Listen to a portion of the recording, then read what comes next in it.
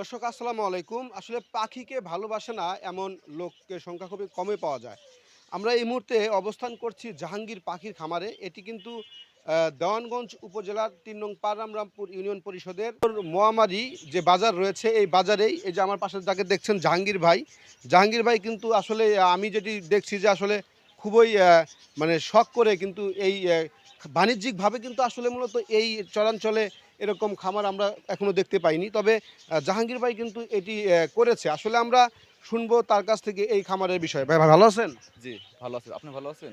এই যে এই খামারটি করেছেন আসলে এই চরাঞ্চলে কিন্তু আমরা দেখেছি যে এমন খামার নেই। আসলে আসলে কি দেখে আপনার মনে হলো এমন বিষয়টা? না, আমি চাকরি করতাম। বাড়িতে আসার পরে ভাবছি যে নিজেই কিছু করি। নিজে করার পাশাপাশি ইউটিউবে গেলাম। যাওয়ার পরে বিভিন্ন খামার দেখলাম যে এক জোড়া পাখির থেকে অনেকগুলো পাখি বানাই। তো আমি শখ করে ২ জোড়া পাখি কিনছিলাম। একটা উড়াল দিছিল, ৩ পিস পাখি ছিল। ৩ পিস পাখির থেকে আমার এখন এগুলো সবগুলো পাখি হয়েছে। পাশাপাশি পাখি যত পালছি, ফলন দেখছি ৪টা, ৭টা, ৫টা এরকম করে বাচ্চা দেয়। তো এরকম করে বাচ্চা দেওয়ার কারণে আমার মনে আগ্রহ জাগলো আরকি যে আমি আরো করব, বেশি করে করব, করে বাণিজ্যিক বানাবো। ওইভাবে কইরা মনে করেন যে আমার পাখি থেকে আমি প্রায় অনেকগুলো পাখি বিক্রি করছি। ৫-৭০০ জোড়া পাখি বিক্রি করে দিচ্ছি। আমার কাছে এখন ১০০ জোড়ার মতো পাখি আছে। ওর পাশাপাশি কবুতর আমি কিছু লাগাইলাম যে এক জোড়া কবুতরের বাচ্চা ১,০০০ থেকে ৩,০০০ এর মধ্যে বাচ্চা বিক্রি করা যায়। আমি যদি এক পেয়ার কবুতর কিনে আনি, একবার থেকে ২ বার বাচ্চা বিক্রি করলে মেইন পেয়ার বা মাস্টার পেয়ারের টাকাটা আমার উড়ে যাচ্ছে। এই কারণে আমি ভাবলাম যে কবুতরও লাগাবো। এরকম করে আমি কিছু কবুতরও লাগাইছি ২০-৩০ জোড়ার মতো। কবুতরের সংখ্যা কম হইলেও দামি কবুতর আরকি। ১৩,০০০ টাকা দামের কবুতর আমার কাছে আছে। তার পাশাপাশি ভাবলাম যে এটা যেহেতু আমার খাবার খাইতে সময় যায়, আমার একটা সময় যাচ্ছে এর মধ্যে পাশে। এখানে আমি যদি আর কিছু এড করি তাহলে আমারও একই সময়ে আরও ফলন আসবে। সেক্ষেত্রে আমি কিছু ঘুঘু লাগাইলাম। ১০ জোড়া ঘুঘু থেকে শুরু করছিলাম। ওখান আসলে থেকে আসলে এই ঘুঘুগুলো আসলে কি জাত? আমরা একটু এটা হচ্ছে ক্যামেরায় দেখাতে চাচ্ছি। অস্ট্রেলিয়ান জাত এটা। অস্ট্রেলিয়ান বাদামি ঘুঘু আছে। হ্যাঁ, এখানে হ্যাঁ। আপনার পাইট ঘুঘু, ওই যে অস্ট্রেলিয়ান বাদামি ঘুঘু। আবার এটা হচ্ছে বাদামি ঘুঘু। নিচে আছে এই যে সাদা ঘুঘু আছে। এটা অস্ট্রেলিয়ান জাত, একটা জাতি। আবার এই যে এখানে পাইট ঘুঘু আছে। আমি একটা ক্রস দিয়ে দিচ্ছি, এখানে পাইট ঘুঘু বের হবে। এই যে এখানে পাইট ঘুঘু, এটা পাইট ঘুঘু বলে। এটা বলে পাইট ঘুঘু। আবার এখানে কিছু সুইটাল ঘুঘু আছে। মানে ওগুলো একটু দাম বেশি, কিন্তু সুইটাল ঘুঘুর চাহিদাও বেশি।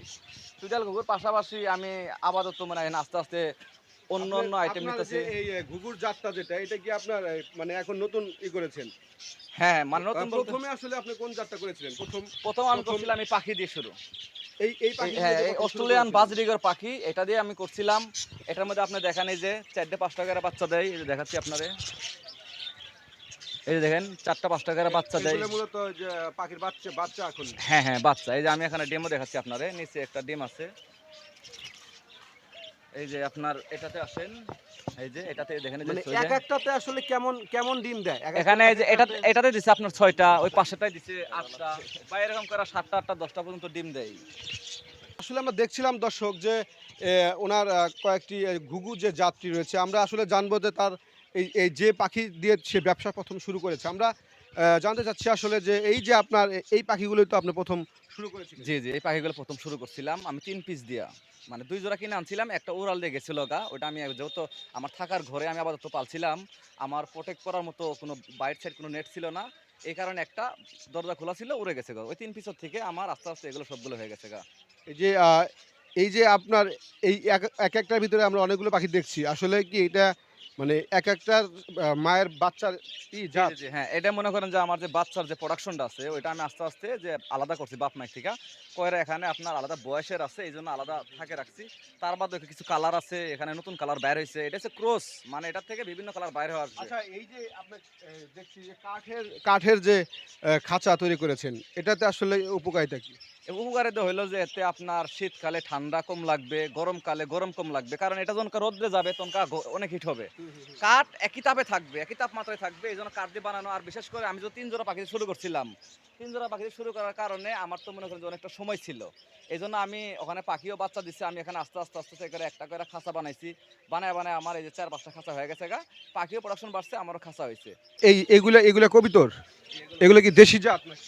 এগুলো দেশি জাত, আমি ফোস্টার চালাইতাছি এদের দিয়া। মানে বিদেশির বাচ্চা উড়াইতাছি। এটা হচ্ছে জেকের বাচ্চা। এটাতে দিছি আমি সাদা লাক্ষার বাচ্চা দিছি। এই যে এটা হচ্ছে লুটন কবুতর। ওরা ডিম দিছে, বাচ্চা এগুলো করছে। আপনি ডিম সংগ্রহ করেন কোন জায়গা থেকে? আমার ডিম এই যে এখানে এই যে ফেন্সি কবুতরগুলো আছে, ওটা যে ডিম পারে ওদের সাথে ডেট ম্যাচিং কইরা এদের তলে ডিম দিয়ে এদের ডিম আমি ফালাইয়ে দেই। আসলে এই যে এত কিছু শিখলেন কিভাবে? এত কিছু অনেক কিছু আমরা আপনার কাছ থেকে আসলে শুনছি। আমি দেখা গেছে ইন্টারনেটে ঘেটে বা ইউটিউবে থেকে আমি সব করছি। তার পাশাপাশি দেখা গেছে একটা ভালো খামার এরকম পরিচিত হইছি খামারের সাথে বা সন্ধান করছি কোন জায়গায় ভালো খামার আছে। ঐরকম খামারে যেয়ে ভালো করে আমি বুঝে তারপরে দেখা গেছে আমি তো শুরু থেকে পালছিলাম। তারপরে আবার যখন কবুতর লাগাই তখন আমি বিভিন্ন খামার ঘাঁটি। খামার ঘাটার পরে বিভিন্ন জায়গাতে বিভিন্ন কথা বলে ওখান থেকে আমার যেটা ভাল লাগে ওই কথাটা শুনেই আমি আমার এখানে ইয়ে করি। তবে কবুতর পালনে কিছু রোগ ব্যাধি আসবে সিম্পল বিষয়, এটা নিয়ে কোনো টেনশন কিচ্ছু নাই। নিজে যদি নিজে ওর প্রতি যদি বিশ্বাস থাকে বা আমার চেষ্টা থাকে তাইলে কোনো সুস্থই কিছু করতে পারবে না।